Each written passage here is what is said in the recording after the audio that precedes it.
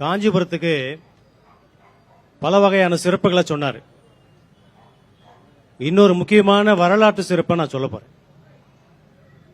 உத்தரமேரூர்ல இருக்கிற வைகுண்ட பெருமாள் கோயில்ல 12ஆம் நூற்றாண்டில் ஆட்சி செய்த சோழர் காலத்து கல்வெட்டுல இந்த உலகத்திற்கே தேர்தல் முறையை கொண்டு வந்தது நம்முடைய காஞ்சிபுரம் மாவட்டம் என்பதை நான் பதிவு செய்கிறேன்.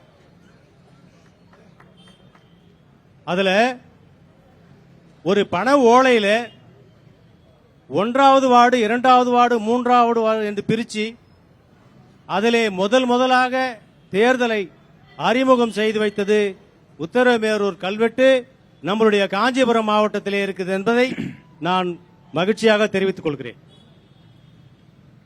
காஞ்சிபுரம் மாவட்டம் நஞ்சை புஞ்சை என்கிற நிலத்தை விவசாயம் செய்யக்கூடிய வேளாண் பெருங்குடி மக்கள் அதிகம், ஏரிகள் அதிகமாக இருக்கிற மாவட்டம். அதிலே ஏரிகளுடைய வருவாய் கால்வாய் கண்மாய் கால்வாய்கள் சரி செய்யப்படாததால் கடந்த ஆண்டு மழையினுடைய அளவு குறைவாக இருப்பதால் இந்த ஆண்டு எங்களுடைய விவசாயிகளுக்கு தண்ணீர் பற்றாக்குறை வந்திருக்கிறது.